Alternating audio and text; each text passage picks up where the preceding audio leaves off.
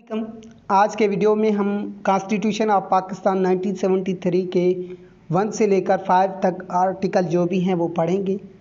इसका आर्टिकल पहला कहता है कि the Republic and it's territories, यानी पाकिस्तान और इसके जो इलाका जात हैं उनके बारे में, जमहूरिया और उसके इलाका जात।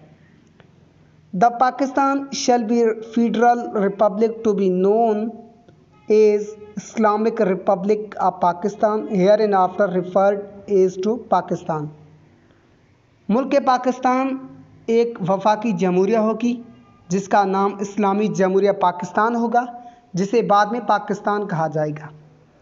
इसका क्लास 2 क्या कहता है? The territories of Pakistan shall comprise, Pakistan के इलाका जो है वो नीचे दिए गए इलाकों पर मुश्तमिल होगा, जिसमें ए क्या कहता है? The provinces of Balochistan, Khyber Pakhtunkhwa, the Punjab and Sindh के इनके जो सूबे हैं वो कौन से होंगे? 4 सूबे होंगे इनके, बलूचिस्तान, खैबर पख्तूनख्वा, पंजाब और सिंध। ठीक है जी। और इसका जो बी है वो क्या कहता है? Islamabad capital territory hereinafter referred as to the federal capital, दारुल हुकूमत इस्लामाबाद को वफाकी दारुल हुकूमत कहा जाएगा। इसका जो सी है वो क्या कहता है? Such states and territories as are or may be included in Pakistan whether by accession or otherwise, कि ऐसी रियासतें और इलाके जो अलहाक के ज़रिए या किसी और तरीके से पाकिस्तान में शामिल है या हो जाएं तो उनको भी पाकिस्तान का इलाका कंसीडर किया जाएगा।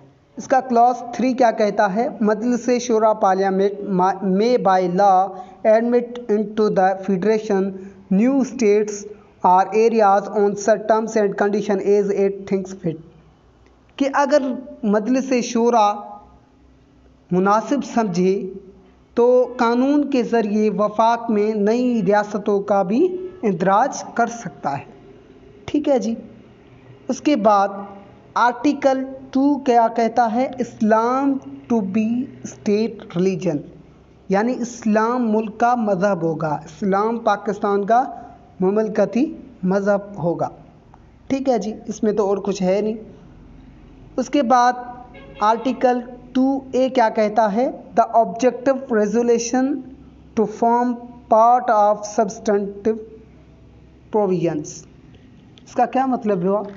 इसका मतलब है कि करारदाद मकासद, यानी ऑब्जेक्टिव रेजोल्यूशन पाकिस्तान की जो दस्तूर है, आइन है, उसका मुस्तकिल हिस्सा होगा, यानी उसको हटाया नहीं जा सकता और ये अहम हिस्सा कंसीडर किया जाएगा पाकिस्तान के कॉन्स्टिट्यूशन का। तीसरे नंबर पे जो इसका आर्टिकल 3 है वो क्या कहता है? एलिमिनेशन ऑफ एक्सप्लॉयटेशन, यानी इस्तेहसाल का खात्मा, जबर का खात्मा। ठीक है जी। The state shall ensure the elimination of all forms of exploitation and the gradual fulfilment of the fundamental principle from each according to his ability to each according to his work, यानी जो इस्तेहसाल है उसको मुल्क पाकिस्तान ख़त्म करेगी और इस चीज़ को यकीनी बनाएगी और हर किसी से उसकी अहलियत के मुताबिक काम लिया जाएगा। ऐसे नहीं कि किसी को कंप्यूटर चलाना आता हो और आप उसको कहें कि गाड़ी चलाएं, तो ऐसे नहीं होगा। ठीक है ना। जो बस चलाता है उसे बस चलाया जाएगा, उसे ऐसे नहीं कहा जाएगा कि आप ट्रेन चलाएं या आप एरोप्लेन चलाएं।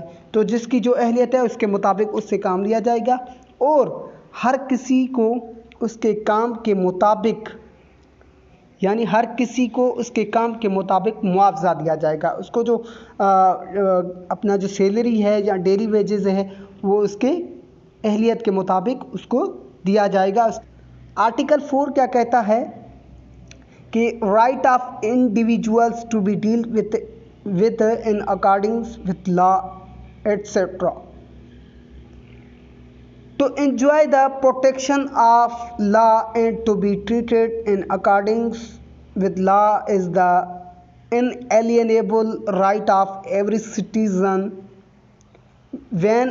wherever he may be and of every other person for the time being within the Pakistan, कि हर अफराद का हक है कि उसे कानून के मुताबिक सलूक किया जाए। हर अफराद के साथ क्या किया जाए? कानून के मुताबिक उनसे डील किया जाएगा। क्या मतलब हुआ इसका? कि जो भी पाकिस्तान में मौजूद है, पाकिस्तानी है या फॉरेनर है, तो वो पाकिस्तान में अगर मौजूद है तो उसको जो है पाकिस्तान के कानून के मुताबिक डील किया जाएगा। अगर आप कहें कि रूल ऑफ लॉ कहाँ आता है तो आप कौन से आर्टिकल का हवाला देंगे? आर्टिकल 4 का, कि सब जो है वो कानून के नज़र में बराबर है, सबको कानून के मुताबिक डील किया जाएगा। इसका क्लॉज 2 जो है वो क्या कहता है? No action detrimental to the life, liberty, body, reputation or property of any person shall be taken except in accordance with law, कि कोई ऐसी कार्रवाई न की जाए जो किसी शख्स की जान, आज़ादी, जिस्म, शोहरत या प्रॉपर्टी के लिए मुज़र हो यानी नुकसानदेह हो, सिवाय जबकि कानून उसकी इजाज़त दे। जब कानून उसकी इजाज़त देती है, accept in according with law, तो ही आप उनसे जो है ऐसी आप कार्रवाई कर सकते हैं कि जिसमें आप किसी की लाइफ को छीन सकते हैं, किसी की आज़ादी को छीन सकते हैं, किसी की बॉडी को छीन सकते हैं। लाइफ का क्या मतलब है? किसी को आप मार सकते हैं या किसी को फांसी पे चढ़ा सकते हैं, किसी को आप डिटेन कर सकते हैं, किसी को आप कस्टडी में ले सकते हैं, या किसी के जो है वो आप शोहरत को या अमलाक को नुकसान पहुंचा सकते हैं। इसका सब क्लास 2 का जो बी है वो क्या कहता है? No person shall be prevented from or to be hindered in doing that which is not prohibited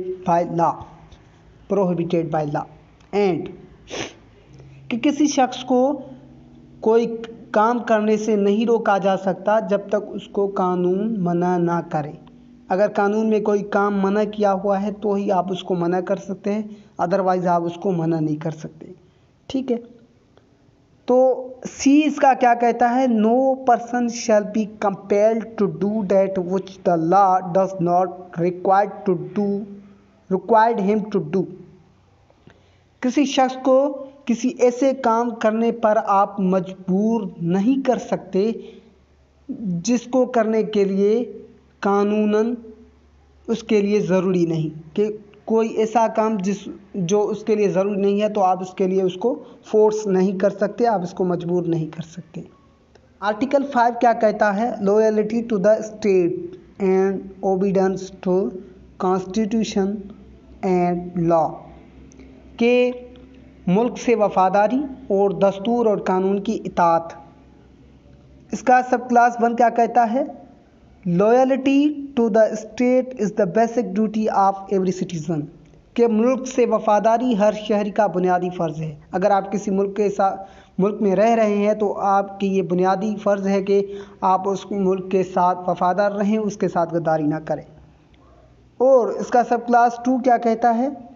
कि obedience to the constitution and law is the inviolable obligation of every citizen wherever he may be and of every other person for time being within Pakistan, कि जो भी बंदा चाहे वो पाकिस्तानी है या foreigner है, अगर वो किसी वक्त में पाकिस्तान में मौजूद है तो उस पर ये फ़र्ज़ है, उस पर ये ओबीडेंस है, उस पर ये इताअत है मुल्क की तरफ से कि वो दस्तूर और कानून की इताअत करे। यानी जो भी शहरी पाकिस्तान में अगर मौजूद है तो वो दस्तूर और कानून की इताअत करेगा।